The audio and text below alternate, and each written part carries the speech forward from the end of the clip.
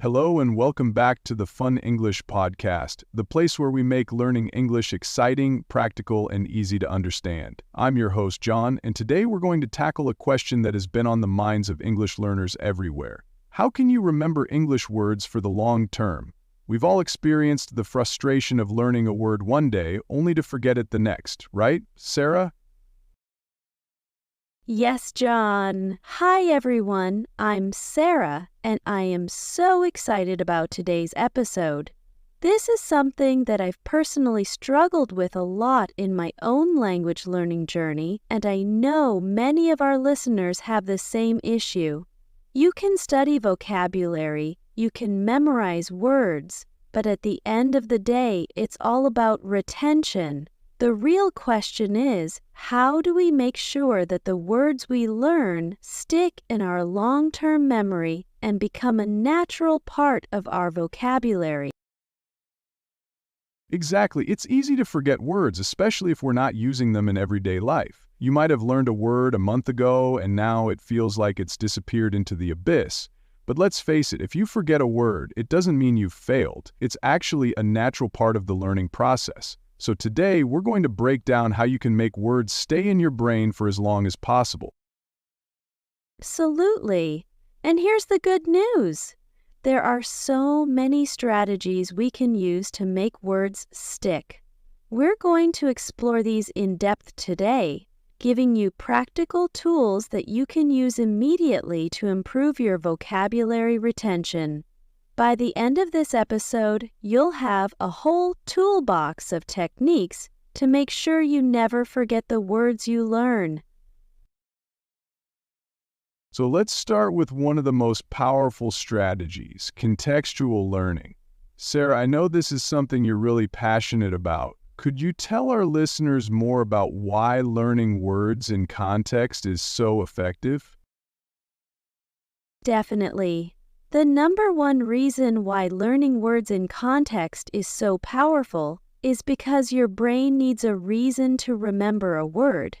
If you just memorize a word by itself, like writing down elated and its meaning, there's no emotional or visual connection, and that word is more likely to slip away.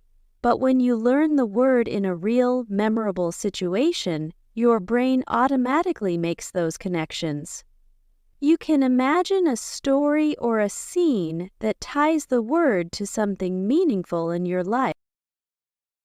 So instead of just memorizing the definition of elated, you might think of a moment in your life when you felt elated, like the joy you felt when you found out you passed a big exam or when your favorite team won. That emotional connection helps your brain anchor the word, right?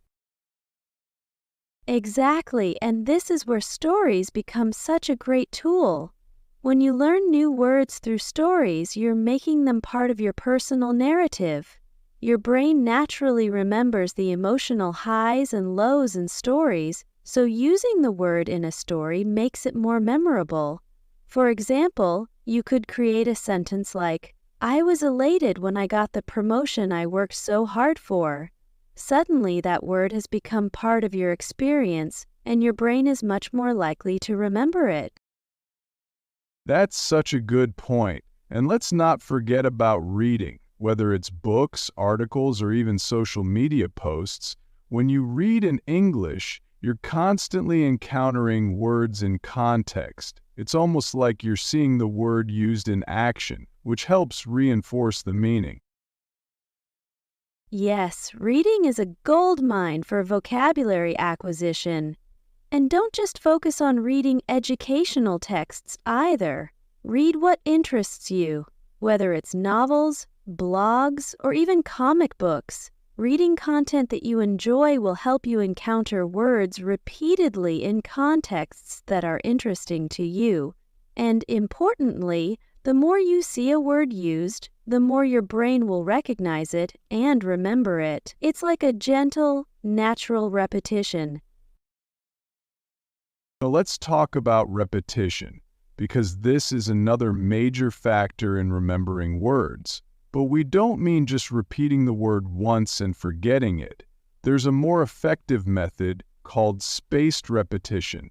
Sarah, can you explain this technique a little more? Of course, spaced repetition is all about timing. The idea is that you review words at increasing intervals to move them from your short-term memory to your long-term memory.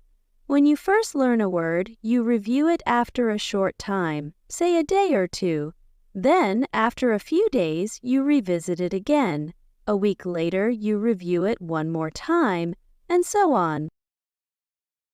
It's almost like you're refreshing your memory over time. So the first time you review a word after learning it is soon after you've encountered it, right? And then over time, the gap between each review gets longer? Exactly. This method helps ensure that the word doesn't just get forgotten, and it strengthens the neural connections in your brain. It's like watering a plant at the right intervals to make sure it keeps growing. The key is not to review it too often in the beginning, because if you do, you're wasting time, and if you wait too long, you might forget it completely. But with spaced repetition, you review just at the right times to keep that word in your brain. And this is why language learning apps like Anki or Quizlet are so useful, right? These apps use algorithms to schedule reviews of vocabulary words based on spaced repetition, ensuring that you're reviewing each word at the ideal time. Exactly. But if you don't want to use an app, you can do it the old-fashioned way. Write down the words you want to remember in a notebook, and then schedule reviews in your calendar.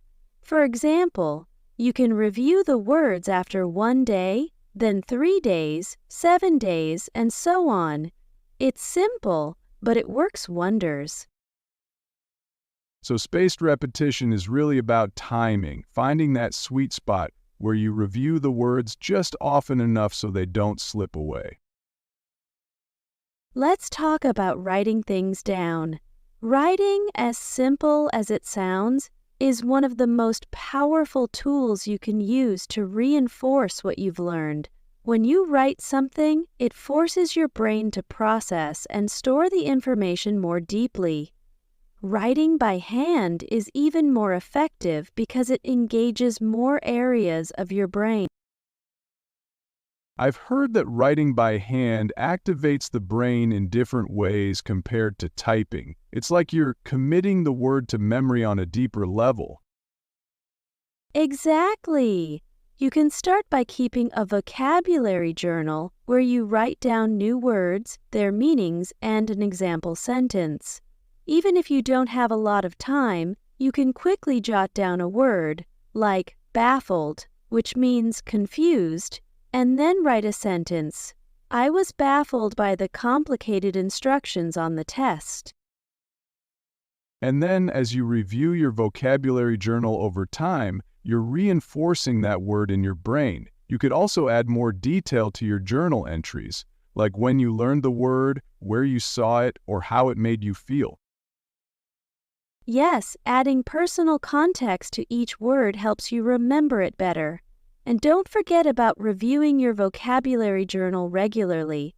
Set a schedule for yourself to look over the words you've written down, whether it's once a week or once a month, so you can keep the words fresh in your mind. Another technique that works wonders is teaching the word to someone else. When you teach something, you force your brain to retrieve the information and explain it in a way that makes sense. Have you tried teaching new words to someone else, Sarah? Yes, absolutely. One of my favorite things to do is explain new words to my friends, or even to myself. It's an active way of recalling information.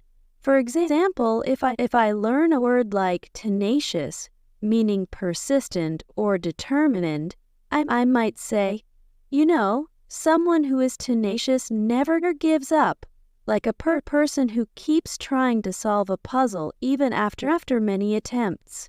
By teaching a word, you make sure it sticks in your mind. That's such a smart strategy. Even if you don't have someone to teach it to, you can teach the word to yourself by explaining it out loud or writing a small lesson about it in your notebook. Just the act of explaining helps solidify the word in your memory. And let's not forget about stories. This is one of my favorite ways to remember words. Imagine you learn the word serendipity, which means finding something good by accident.